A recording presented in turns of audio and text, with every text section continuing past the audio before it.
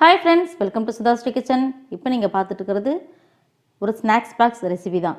ரொம்ப சூப்பராக டேஸ்டியாக அருமையாக இருக்கும். இதை நம்ம செஞ்சு கொடுத்தோம்னா குழந்தைங்க அடிக்கடி செஞ்சு கொடுன்னு கேட்பாங்க.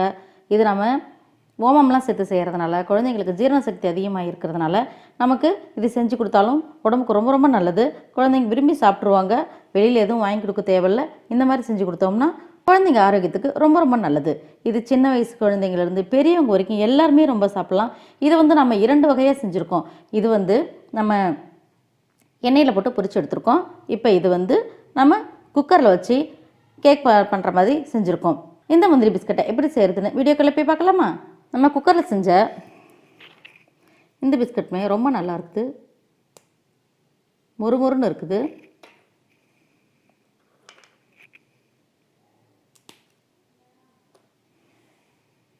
இப்போது மைதா மாவை பயன்படுத்தி நம்ம முந்திரி பிஸ்கட் செய்ய போகிறோம். அதுக்கு 1 கப் மைதா, தேவையான அளவுக்கு உப்பு,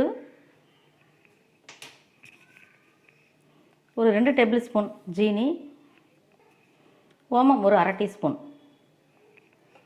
2 டேபிள் ஸ்பூனுக்கு நெய் உருக்கி வச்சுருக்கேன், அதையும் சேர்த்துக்கலாம்.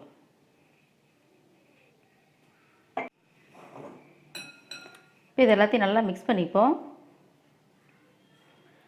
நம்ம ஜீனி அப்படியே கூட போடலாம். நம்ம இப்போ தண்ணி ஊற்றி பிசைஞ்சு கொஞ்சம் நேரம் ஊற வச்சுட்டு அதுக்கப்புறம் தான் நம்ம செய்ய போகிறோம். அதுக்குள்ளே நமக்கு அந்த சர்க்கரை கரைஞ்சிரும், ஒன்றும் பிரச்சனை இல்லை.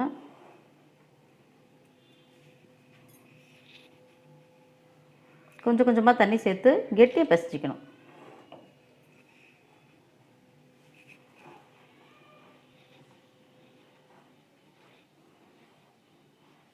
இதை கோதுமை மாவுலேயும் செஞ்சுக்கலாம், அதுவும் நல்லா தான் இருக்கும். இன்றைக்கி நான் மைதா மாவு எடுத்திருக்கேன்.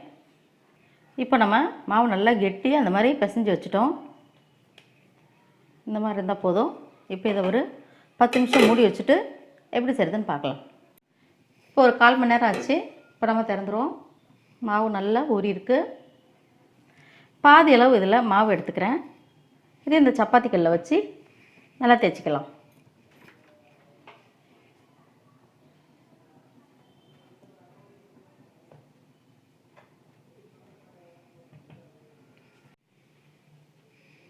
இந்த மாதிரி மொத்தத்தில் நம்ம மாவு நல்லா திரட்டி வச்சிட்டோம்.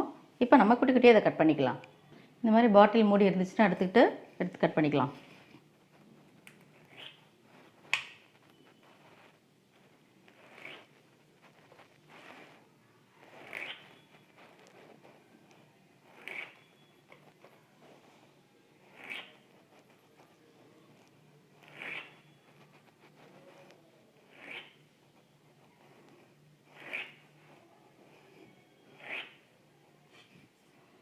இந்த மாதிரி குட்டி குட்டியாக அழகாக வந்துடும். இப்படி நம்ம எல்லாத்தையும் ரெடி பண்ணிட்டு வந்துடுறேன். இந்த மாதிரி குட்டி குட்டியாக கட் பண்ணிட்டோம். இப்போ இந்த மாதிரி மிச்சம் இருக்கிற மாவையும் எடுத்து நம்ம மறுபடியும் அதேமாரி செஞ்சுக்கலாம். இப்போ இந்த வானிலையில் எண்ணெய் காஞ்சிட்ருக்கு. நம்ம குட்டி குட்டியாக கட் பண்ணி வச்சுருக்கிற இந்த முந்திரி பிஸ்கட்டெல்லாம் இதில் சேர்த்துக்கலாம்.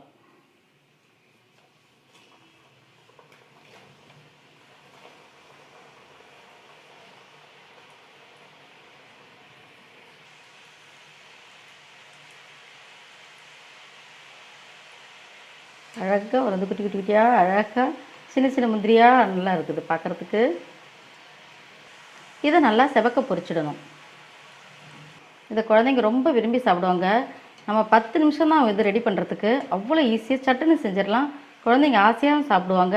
வெளியில் குறுக்குறே மாதிரி ஐட்டம்லாம் எதுவும் சாப்பிடாம அதில் அஜினமோட்டோலாம் அதிகமாக கலந்துருப்பாங்க. நம்ம வீட்லேயே இந்த மாதிரி ஓமம் சேர்த்து செஞ்சு கொடுத்தோம்னா குழந்தைங்களுக்கு செரிமான சக்தியும் அதிகமாகும், வீட்டில் செஞ்சு கொடுத்த திருப்தியும் கிடைக்கும். இப்போ சத்தமெல்லாம் அடங்கிடுச்சு, நமக்கு நல்லா செவந்து வந்துருச்சு. இப்போ இந்த ஸ்டேஜில் நம்ம இதை எடுத்துடணும்.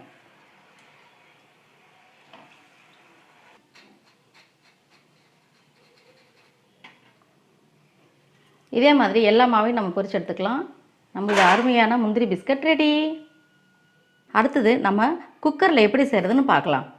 இப்போ முந்திரி பிஸ்கட்டை நம்ம எண்ணெயில் பொரிச்சோம் இல்லைங்களா?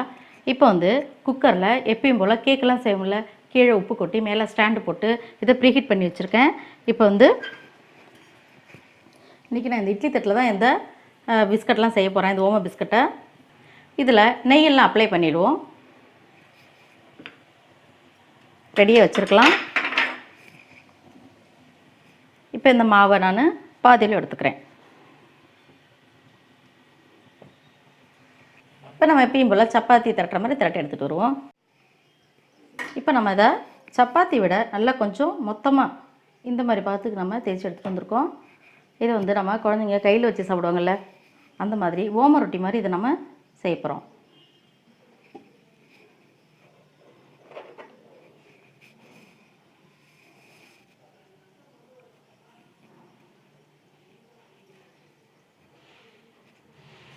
இப்போ இந்த குக்கர் தட்டில் இதை நம்ம இப்படி நீட்டாக வச்சுருவோம். கட் பண்ணி வச்சதை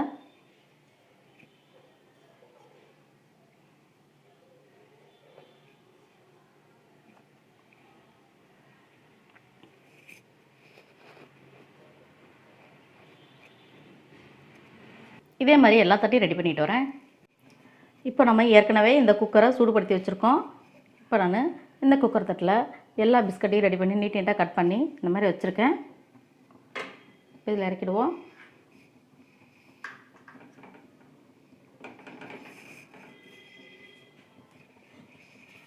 இப்போ குக்கருக்கு மேலே வெயிட் போடாமல் உள்ளே கேஸ்கட் எதுவும் போடாமல் நான் மூடி வச்சு ஒரு அரை மணி நேரம் வைக்க போகிறேன். அரை மணி நேரம் கழித்து பார்க்கலாம் எப்படி இருக்குதுன்னு. இது லோ ஃப்ளேம்லேயே வச்சு தான் நம்ம பிஸ்கட் செய்யணும்.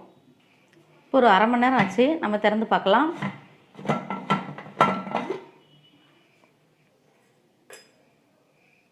எல்லா பிஸ்கட்டும் நல்லாவே வந்திருக்கு. இப்போ நம்ம வெளியில் எடுத்து வச்சுட்டு சூடு ஆறின பிறகு பார்த்தா நல்லாயிருக்கும்.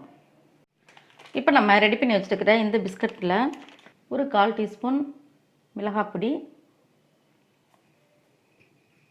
கொஞ்சமாக உப்பு, ஏற்கனவே நம்ம உப்பு போட்டுக்கோம், கொஞ்சமாக சேர்த்தா போதும்.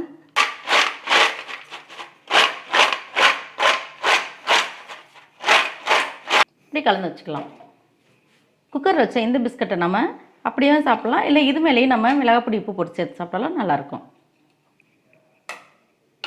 நம்மளோட அருமையான மைதா பிஸ்கட் ரெடி. உங்களுக்கு இந்த முந்திரி பிஸ்கட் பிடிச்சிருந்துச்சுன்னா சுதாஸ்ரீ கிச்சனுக்கு சப்ஸ்கிரைப் பண்ணுங்கள், ஃப்ரெண்ட்ஸ் அண்ட் ரிலேட்டிவ்க்கு ஷேர் பண்ணுங்கள், லைக் பண்ணுங்கள், கமெண்ட் பண்ணுங்கள். ஆரோக்கியமானதையே சமைப்போம், ஆனந்தமாக இருப்போம். தேங்க்யூ.